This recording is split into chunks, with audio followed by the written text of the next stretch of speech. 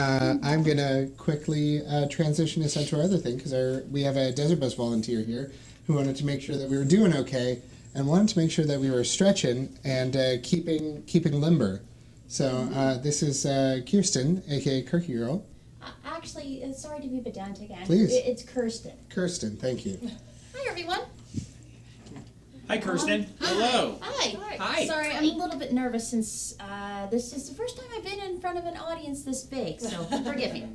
So one of the things that you should know about me is that I'm a registered massage therapist here in BC, and part of my purview is making sure that I make sure people stay alive and stay comfortable, as it were. So I'm just going to show you some of the things that I do to take care of my patients as well as taking care of the crew here. So one of the things that I typically do is when I have people come in to see me for massages is I working through not only their chest but through the front of the hips. And the reason I get people to do that is because when we're dealing with back pain and neck pain, a lot of what's going on is we're doing what I like to call the gargoyle. So what essentially that you do not want to, Gary. I was giving an example.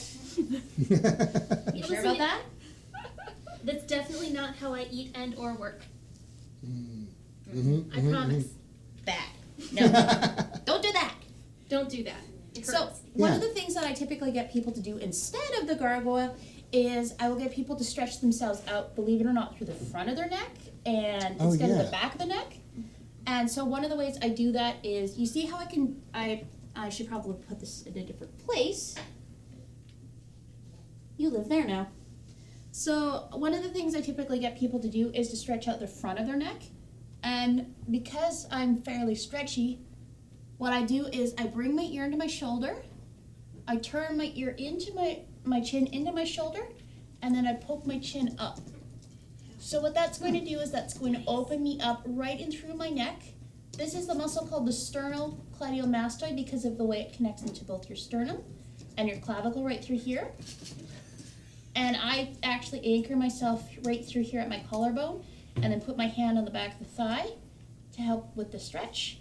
And also I have my hand right through here, or you can sit on your hand if you're sitting that. And also this. Oh, dang. Yeah. No, you feel it right away. Oh! Yeah. Oh, I got it now. Yeah, Okay. maybe not. So here's the thing. When you're stretching, make sure it is a gentle stretch. It should not be painful. It should be a gentle stretch, and you should hold that for 30 seconds. I generally recommend people holding it for 30 seconds twice a day with no pain, no bouncing, and a gentle stretch. So another one that I typically get people to do is putting the arm up. I know that we typically have people doing that. I usually get people to do a step against the wall. Kathleen, can I borrow you for 30 seconds? Sure. I'm not limber. That's okay, because I'm just going to use you as an example for what I do. All right. So I'm just going to get you hold there. So what I do is, I put my arm down. Yeah, okay. yeah, So okay. I'm so sorry. I'm a wall. Yeah, perfect. So what I'm doing is I'm getting my shoulder just past arm height, just past shoulder height. And what I'm going to do is I'm not going to lean forward, but I'm going to turn, and I'm going to open myself up all the way through my shoulder to down behind my breast. And that is going to open everything up. Because if you're leaning forward, you're just going to get yourself right in top here. And that is not something that you want to be doing. Doing that is going to be much more efficient at opening all this up.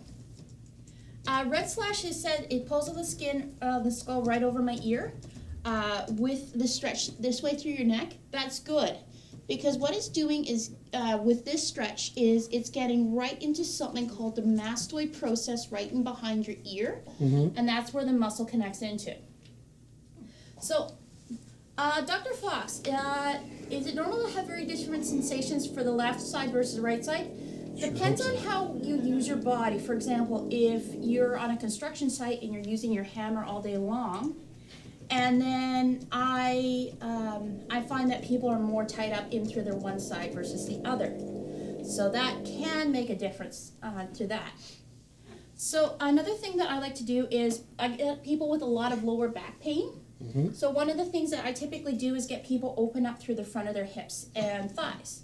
So what I do is, you can see how here, I don't have my back leg quite straight, and you can't see it on camera, but let me move that way so you can see me, is I have my back heel up off the floor, and I'm bending my back knee here, and then what I'm doing is I'm pushing my hip forward, while at the same time getting my shoulders over the top of my hips, and that opens you up right through the front of the hip. So, one of the reasons why I tell people to do that is because even though you have your quadriceps on the front of your hip here, and then you also have what are called your hip flexors that help you do a lot of that action. So that being said, you can go and open up through here, and then that's going to also help. Arc like dynamo. How about upper back rhomboid pain? This stretch should help with that because again, you're opening up your pecs. So that means you're not going to be contributing so much to that rhomboid pain up through here.